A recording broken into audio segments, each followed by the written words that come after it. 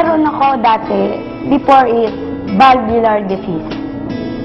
Nag-start ng valvular disease, karoon siya ng mga infection, karoon ng naging endocarditis. Naghalo-halo na siya.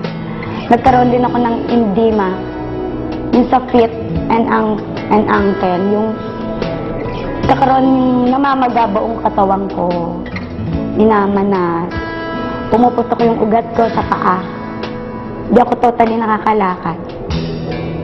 Then yun yung ilang times akong nangyari sa akin yun, yung hindi ako nakalakad, hindi ako nakakabangon, hindi normally ang heartbeat, nagmamalfunction, dahil nga hindi siya yung properly, nagsishot yung ng blood circulation. 3 beses na ako nagkaroon ng angina attack.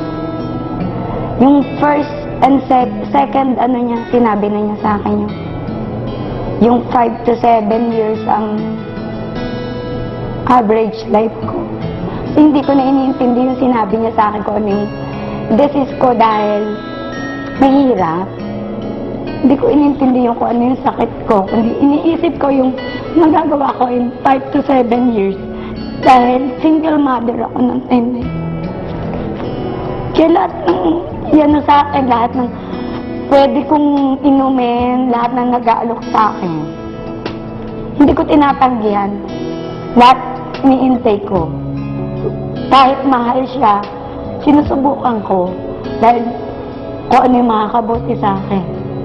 Kaya nga nung inalok ako ng Alive, nakita ko yung mga ng sa brochure, yung mga napagaling. Hindi ako nag-aksaya ng oras. Na kahit 3 times, ginawa akong 9 times. Yung inalam ko is yung kung may overdose. Nung malaman ko wala overdose, ginawa ko yung parang pagkain na hindi yung arterial intake. Kasi gusto kong gumaling eh. Pero yun nga yung naging sa akin ng Alive. Alam ko siya yung nakatulong sa akin na gumaling ako, daw na nakaramdam ng lahat ng luwag sa katawan ko. Kasi pag natutulog ako, hindi ako nakadiretso. Talagang naka-incline ako, nakaupo lang ako. Hindi ako nakakatulog ng the whole night na tulog ako dahil nahihirapan akong huminga. Meron akong oxygen, small personal oxygen. Na pag natutulog ako, nagigising ako dahil nahihirapan ako. Siguro once a week, gumagamit ako ng oxygen mga 4 to 6 times. Dahil lagi akong nahihirapan huminga. Tsaka konting, hindi ako marunong magpasensya. Lagi ako nakasigaw.